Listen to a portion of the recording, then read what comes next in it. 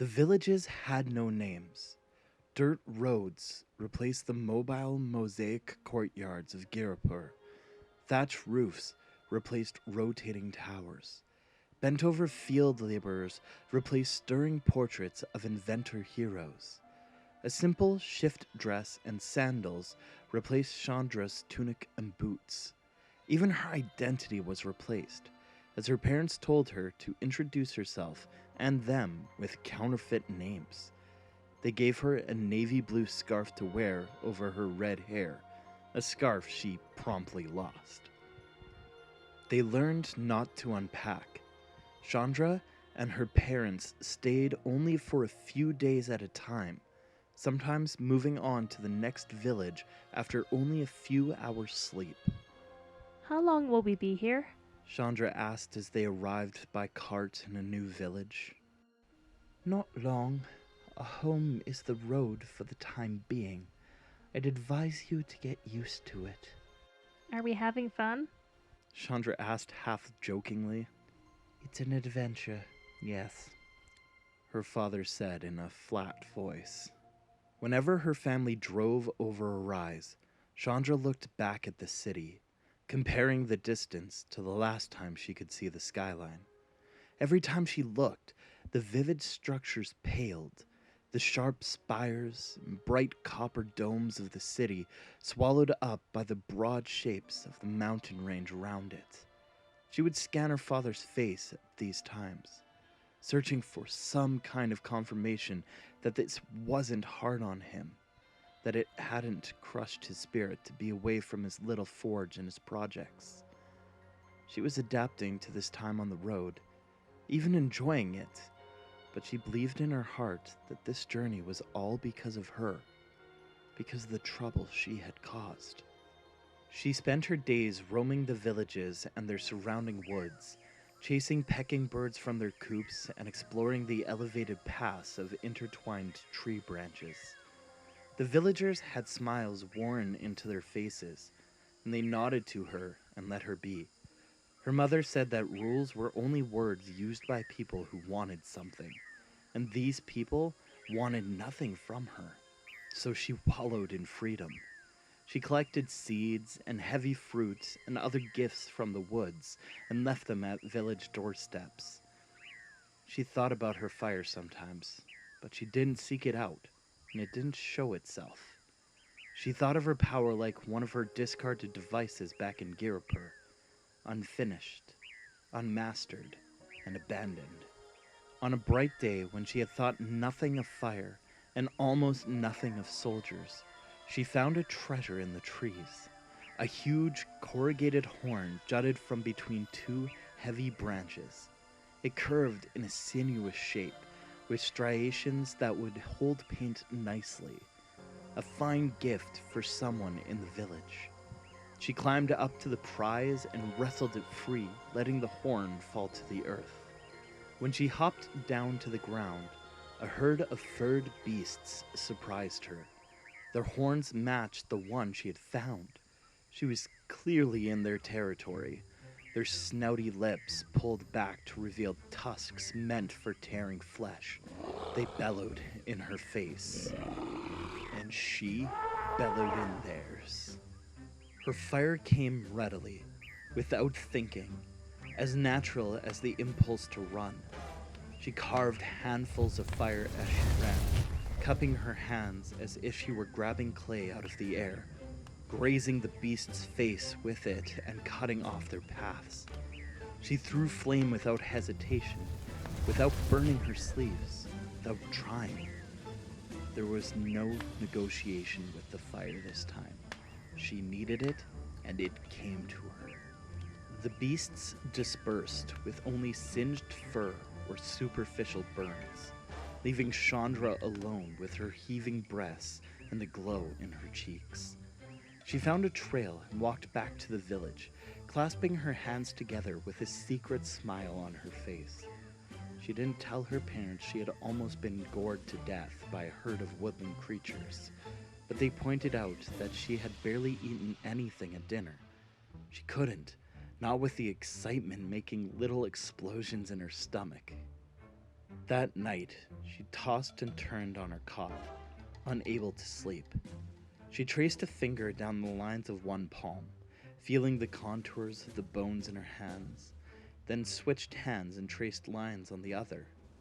There was something in her that no one else shared, something that left her breathless, like painting still lifes or delivering canisters never could.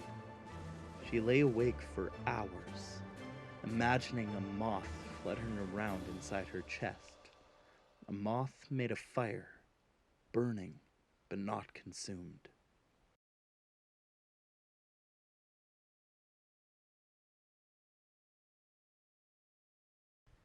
A candle in a filigree enclosure cast elaborate shadows around the walls of Captain Baral's office.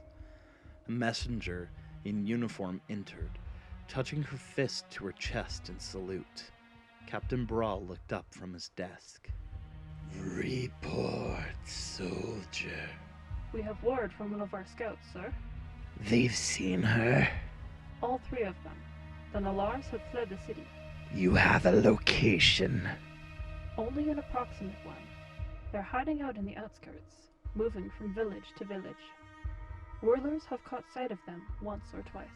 Captain Baral's mouth twisted. Return to me when you have the specifics. You're released. But, sir, there's something else. Captain Baral just raised his eyebrows at her. She placed a missive marked with an official stamp on the desk. Sir, the consuls recommend that we cease the search. Their missive claims we're expending large amounts of aether to track the Nalars. Sir, we'll be sure to apprehend them if they attempt to return to Guwapur. The consuls just don't consider them worth the resources to pursue them. This is not about a couple of fugitives, soldier. It's about the future. We need to show the people of this city that we're prepared to move beyond the barbaric age of the past to embrace progress. The girl is a remnant of a chaotic time, an obstacle. If we're going to move forward, we'll need our path to be clear. The consuls will understand that. Yes, sir. We'll find them. Good. I want a skyship and a detachment of soldiers at the ready. Sir, are we prepared for a fight should we encounter them? The girl's fire magic. It's powerful. We have nothing to fear from her, for we are members of an enlightened society of builders and creators. Baral reached for the filigree cage on his desk that contained a small taper and opened a little door in the cage. The shadow of his hand loomed across the walls. Baral didn't touch the flame, but only held his hand near it. The flame dimmed and went out, leaving a sinuous line of smoke. We know that fire never creates. It only destroys. Ultimately, it would bring nothing but ruin to its wielder.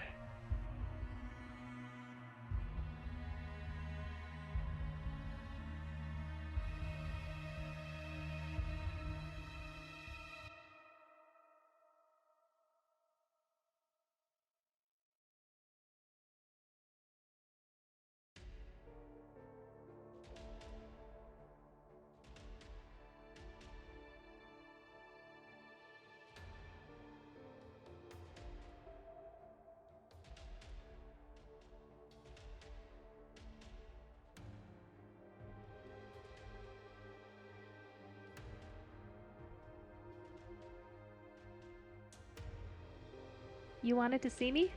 Chandra asked, entering the modest dwelling in their latest host village. "Come in," said her father, patting a wooden bench. "Sit down." Chandra brushed dust off of her tunic instead of sitting. Wait, is this your... we have to have a serious talk about your behavior, young lady, voice? Or is it, I want you to know I'll always be there for you, darling daughter, voice? I can't tell.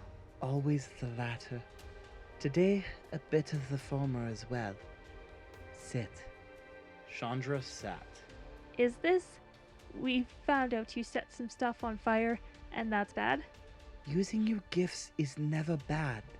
It's what's special about you, and that will always be a good thing. It's just that not everyone sees it that way. Is this about the beasts? Who told? It's just that some of the people in this village, they rely on the animals of the forest to survive. They're helping us hide out because they don't get along with the consuls. The consul's forces. They are who are after us. That's right. The people here are volunteering to keep us safe. So when we're out here, we're their guests. We have to play by their rules. Mother says there are no rules out here. I'm not sure you're quite capturing her position. We owe our hosts a lot for their generosity. We must use our gifts in ways that don't interfere with their lives. It's fire. What's the point of saying it's good if it's against everybody's rules? You just have to be more careful. I have something for you. Something that should help. Her father handed her a small mechanism.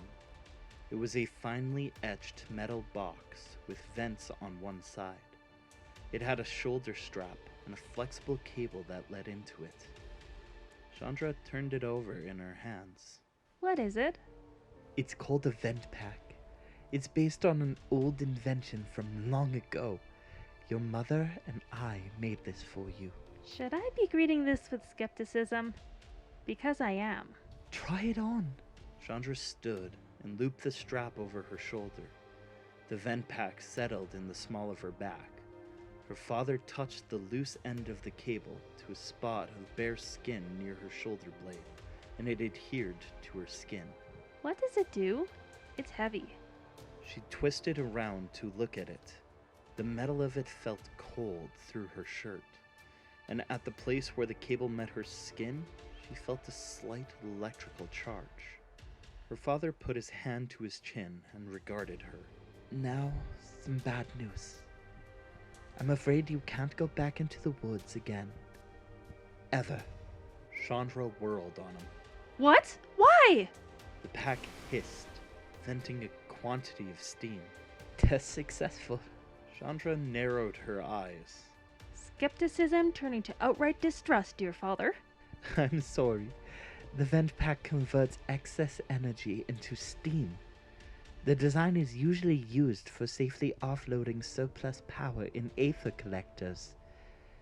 In your case, your temper is an energy source. It feeds your gift, and this will help you control it. Chandra frowned. So when I wear this, I won't be able to produce the fire? It should dampen your gift so that it will only manifest in a safer form. It won't go off when you don't want it to, and you'll wear it all the time now. The vent pack hissed. She thought of the image of the fluttering fire moth, but now imagined it enclosed inside the vent pack, choking and dissipating into smoke. Maybe fire magic was something no one was supposed to enjoy. She felt suddenly childish. Her father squeezed her arm. This is for your own good, and for the safety of our village hosts. Chandra sighed and collapsed back down. Father, us being out here, is it because of me? Because of what I did at the foundry? Chandra, listen to me. Her father put his arms around her. Your mother and I are very proud of the person you're becoming. You're the most important thing in the world to us. We want you to know that everything we do to keep you safe, and to make the world a better place for our family. Nothing else matters. Her father broke the hug. She looked up at him, and his smile was warm and real. The metal corner of the vent pack poked into her back uncomfortably, but she held back and didn't remark.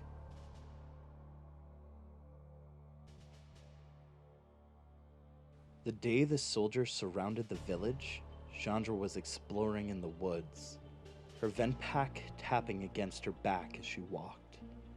She didn't notice them approaching the homes, didn't even hear the skyship descending. It was only when she heard the shouting that she ran back to the village and saw them.